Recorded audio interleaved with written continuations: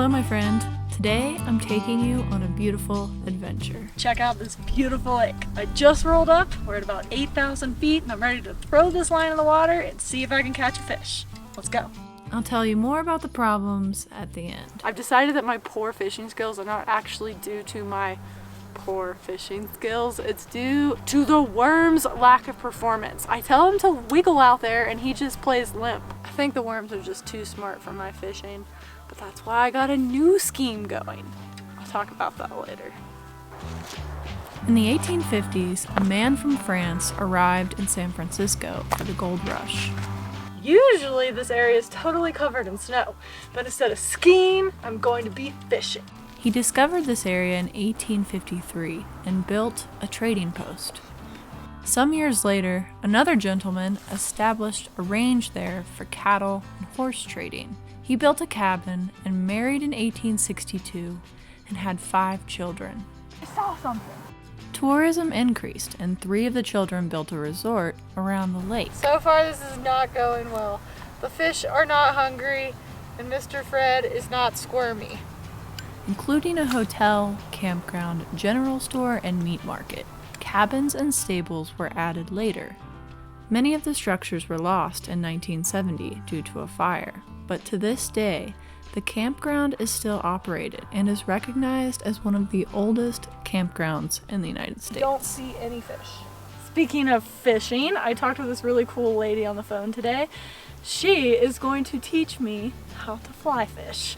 Give me a little bit of time and hopefully I will be able to be an awesome fly fisher.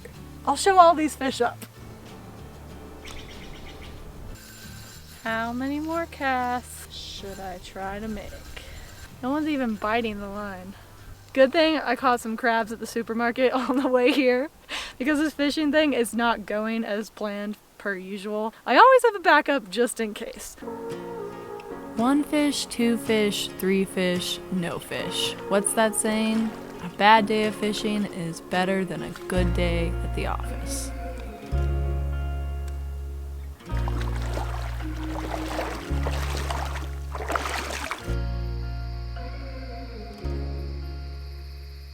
Well, look at that. Another fishing trip. Hannah ends up with no fish. That's okay. I'm having the next best thing, and that's crab dip, and I'm using my trusty pizza oven in my cast iron skillet. Let's get it started because it's already sprinkling and I'm a little worried it's gonna start pouring on me and we're gonna have wet crab dip. As some of you may know, I am originally from the East Coast, and while I'm not from Maryland, I have some close friends and family that are from Maryland and they love Maryland crab dip. What better than in this pizza oven? Let's get it started. 8 ounces full fat cream cheese, 1/2 cup sour cream, 1/4 cup mayonnaise. Then add in about 1 cup of cheese, 2 teaspoons Worcestershire sauce, a dash or 2 of Tabasco.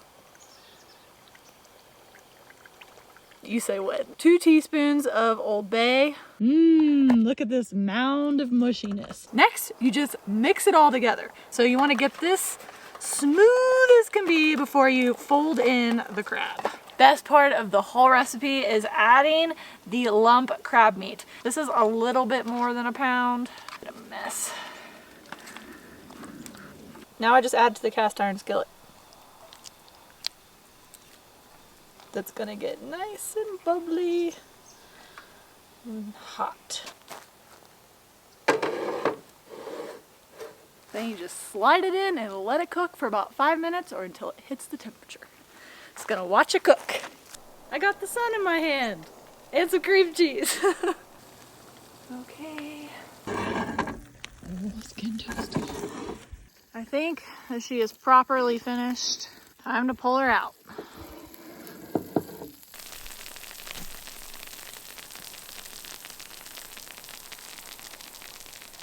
And that's how you cook crab dip in the wild.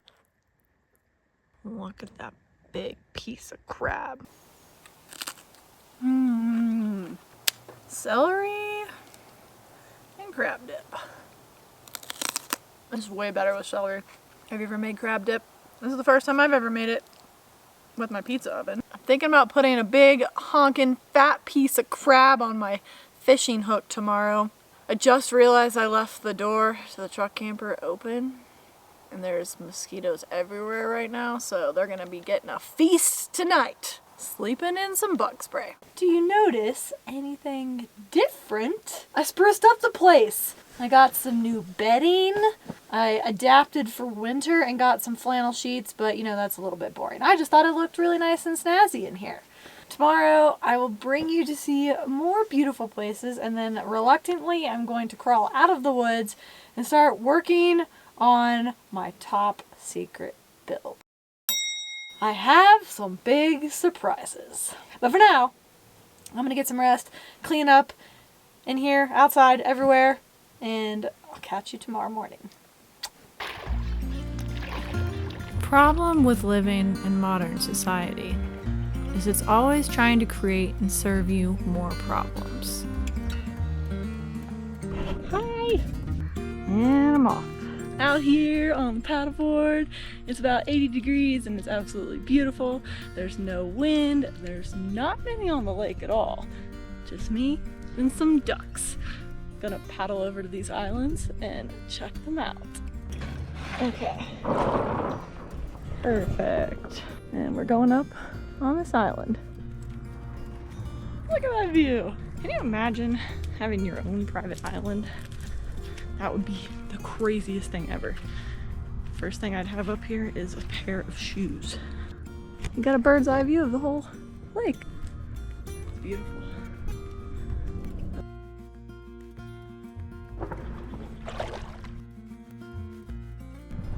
There's 2 other islands over here. I think I should head to them. But if you just live out here, then no one can bother you because, well, for one, there's no reception. Island number 2. Can you hear that? That's right, can't hear anything because it's so quiet and peaceful. It's a no trouble day. That's what I have to say. I'm declaring it that. There's less rocks on this island. Paddleboard and all that beautiful water down there. This would be a great place for summer swimming. Let's look under the water.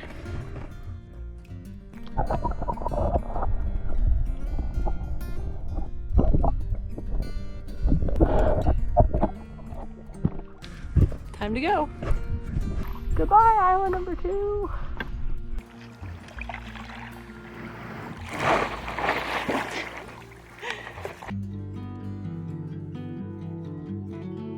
This is a favorite spot of mine that I've visited in the past. Usually it's very crowded, and you have to know the right time to go. But when you get it just right, you can get it all alone. Here you'll find a series of small swimming holes carved out of the granite landscape. Years of erosion have helped carve out these little holes and created small falls and pools to wade, swim, and bathe in. The water here is cool, but the sun bakes the granite all day and helps heat the shallow water, providing a great oasis to cool off in and a warm surface to sunbathe on. I personally prefer it most at sunset because it's just more magical and serene.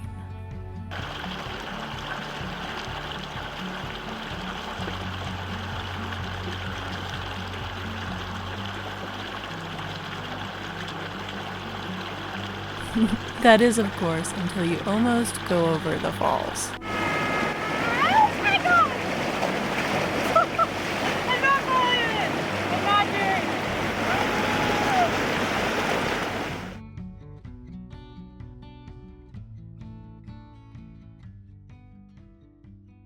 So, it's official.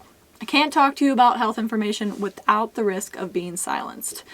As of August, YouTube has released new policies on anything related to health that doesn't align with the general medical consensus and that contradicts local health authorities or the World Health Organization. I bring this up because a lot of people ask me why I never did more health-related videos. And well, this is it. I knew this day was coming. There's good and bad things to this policy. There is a lot of misinformation that gets put out there these days. People read one study, think they're an expert, and start making videos on it, but don't realize that study was only done once and done on a mouse and can't be directly correlated to humans. You can make a study sound very, very convincing to someone that isn't an expert. The problem with this is it's a very slippery slope. By hiding these videos, you're also hiding the legitimate researchers that do know what they're talking about. The beauty of science and discovery is collaboration, and they're hindering that. But in a social media world where we believe everything we see once on TikTok, I can see where there is a concern. I'm not anti-pharma, but there are a lot of simple things that can be fixed without it, and so many simple things people can do to improve their lives without it. And now many of those videos that exist out there will be very hard to find. Two simple examples: ashwagandha. So many things I want to say about it, as well as the research behind medicinal mushrooms.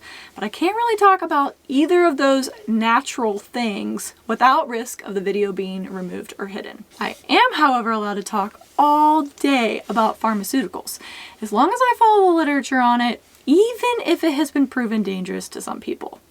Like, what? I'll let you fill in whatever you make of that. Interestingly enough, a company actually reached out to me last week asking me to promote a pharmaceutical on my YouTube channel. Well, don't worry, there's no amount of money they could pay me to promote it here. They keep responding with, "So how much money are you thinking you'd need?" And I just don't respond because this particular one is all the rave right now and everyone's talking about it, but it's so new we don't really know the long-term effects with it. And personally, I don't even really want to talk about it because I don't want this company to take me out. I live in the woods, so good luck finding me. Long story short, the only thing I can think of is taking any and all the information learned from mentors and research and writing it down in a book. And it should be protected by First Amendment rights. I know this channel is not health related, but it is my background. And usually I stay silent about things, but I know that they're going to say they made this rule to protect the general public, but it feels like the pressure for this change is coming from much higher powers. And I think we all know who that is. I'll let you fill in the blanks. It just stinks because now a lot of good information will be harder to find. Information that can be used in collaboration with your physician. Most physicians are overworked and underpaid, and they don't have time to think or read about alternative approaches outside of their expertise. They're tired, just like everyone else. And without public access to some of this research, you wouldn't even know to seek out a physician that specializes in alternative approaches because you wouldn't even know it was an option. So ultimately, instead of making health videos that would probably now be silenced, I started making camping and adventure videos to try to inspire others to live freely, get outside, stay hydrated, get some vitamin D from the sun, and some exercise, of course, because it can't hurt getting some exercise. It sounds simple, but most people, they can't even keep those bases covered. Hopefully by inspiring you to do that, it brings you some joy as well. And sadly, we live in a world where our media is getting more and more silenced.